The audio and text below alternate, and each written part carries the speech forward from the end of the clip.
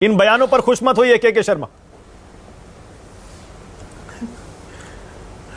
Sir मैं क्या करूं इस बकवास पर। आप सोचो, आपके चैनल पे दो लोग बैठे थे, दो दल के लोग हैं, एक दूसरे से यही सरेआम जो है हाथापाई कर रहे हैं। वो उनको बता रहे हैं कि तुम्हारी औकात 1984 जैसी है, जैसे भाजपा की थी, वो इनको बता रहे कि तुम्हारी औकात ही है। तो यहां तो ये दलों में अपनी अपनी हैसियत दिखाने की बात चल रही है, हैसियत और औकात दिखा रहे हैं एक दूसरे को और गठबंधन की बात कर रहे हैं। तो मैं इसमें हंसू नहीं तो क्या करूं। लेकिन यदि मैं एक बात जरूर कहूंगा कि इतनी में जो भी आज की वर्तमान परिस्थिति है मानक जी, देश की जनता ने इतना जनसमर्थन और इतनी शक्ति माननीय प्रधानमंत्री नरेंद्र मोदी जी को दी है और भारतीय जनता पार्टी को, कि आज कोई भी एक दल आज उनके विकल्प के रूप में ना खड़ा हो सकता है, ना लड़ने की उनकी ताकत बची है। ये तो मानते हैं। यदि ऐसा नहीं तो फिर इस तरह की गठबंधन की आवश्यकता नहीं होती।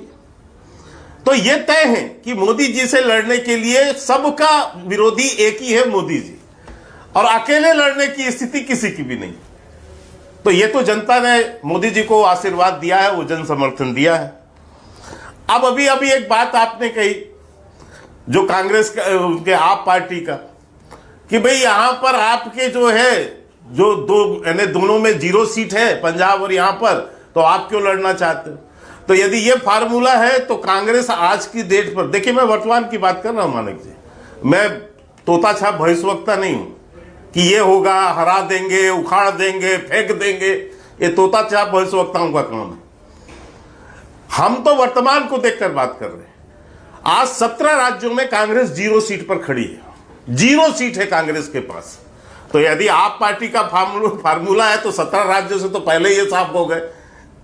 अब बाकी बचे 8 राज्य में इनके एक मात्र सीट है कांग्रेस पार्टी के पास, और बाकी एक ही राज्य ऐसा है जहां पर डबल डिजिट पे कांग्रेस खड़ी है। अब वो देवदास बन के घूमे तो हम क्या करें। नहीं, कर्नाटक हिमाचल के बाद मूड बदला है के शर्मा। हिमाचल और कर्नाटक के बाद यही तो अखिलेश जी इशारा कर रहे हैं, हमारी पार्टी की ताकत बढ़ रही है और इसीलिए कुछ लोग बेचैन हैं, विचलित हैं। अब उसमें कुछ विपक्षी पार्टियां भी हो सकती हैं, बीजेपी भी हो सकती है। नहीं, यही तो बहस का विषय है कि ज्यादा असहज कांग्रेस की बढ़ती ताकत से कौन है। नहीं, अभी मानक जी आपके सामने ये अभी अखिलेश जी जो है बहुत वरिष्ठ हैं यहाँ, तो मेरे को लगता है पैनल में, उन्होंने एक बात कही तो आपने उसको मार्क नहीं किया। उन्होंने ही कहा कि लोकसभा और विधानसभा के चुनाव अलग अलग हैं। आप देखिए, उन्होंने बंगाल का बकायदा उदाहरण दिया कि आपने विधानसभा जीता होगा बड़े बहुमत से, लेकिन उसी विधानसभा, उसी पश्चिम बंगाल में भारतीय जनता पार्टी जो है 40 में से 42 में से 18 सीट लेके चली गई आपके नीचे से। तो बता रहे हैं खुद ही कि लोकसभा अलग होता है, विधानसभा अलग होता है। और यह है भी, सत्य भी है। हम 2019 के पहले 3 राज्य जो हारे, उसमें उस समय 2 राज्य जो हारे, उन राज्यों में क्या हालत हुई। उसके बाद राजस्थान में इनका खाता नहीं खुला, 0 सीट पर है कांग्रेस। मध्य प्रदेश में 1 सीट पर है कांग्रेस, 2 सीट पर जो है छत्तीसगढ़ में, जहां बहुमत से इन्होंने सरकार बनाई। तो सच है कि विधानसभा चुनाव और लोकसभा चुनाव की कोई तुलना नहीं है, क्योंकि उस समय वो देश के लिए चुना जाता है। नहीं, आपका पॉइंट क्या है? कांग्रेस की ताकत बढ़ रही है, नहीं बढ़ रही है, और उससे परेशान कौन है? चलिए मैं आप ही से पूछता हूं, आप ही बता दीजिए, बढ़ रही है ताकत कांग्रेस की या नहीं बढ़ रही है? हमें तो हमारे सामने तो विकल्प वो दिखते नहीं है।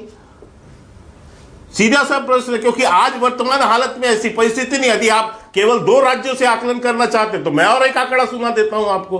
22 और 23 के अंदर में 11 राज्यों में चुनाव हुए हैं विधानसभा के। 8 राज्य में हम चुनाव जीते, 2 राज्य में कांग्रेस और 1 राज्य में आप पार्टी। तो किसका पलड़ा भारी है बताइए, किसकी ताकत बढ़ी है? 8 राज्य 11 में 8 राज्य भारतीय जनता पार्टी जीती है ना। ठीक है, okay, all right. Jasmine Shah, Anurag Bhadauria, Harshvardhan Tripathi, एक बात क्या अपनी बात खत्म कर रहा हूं मात्र। जो बयान कल आप पार्टी का आया और उसका जो जवाब कांग्रेस पार्टी के नेता गौरव वल्लभ ने दिया कि पैसे ले लो और जूते दे दो, ये सौदा हम नहीं करते हैं। तो पैसे ले लो और जूते दे दो, ये सौदा हम नहीं करते। तो अब ये जूता किसके सर जाने वाला? ओके।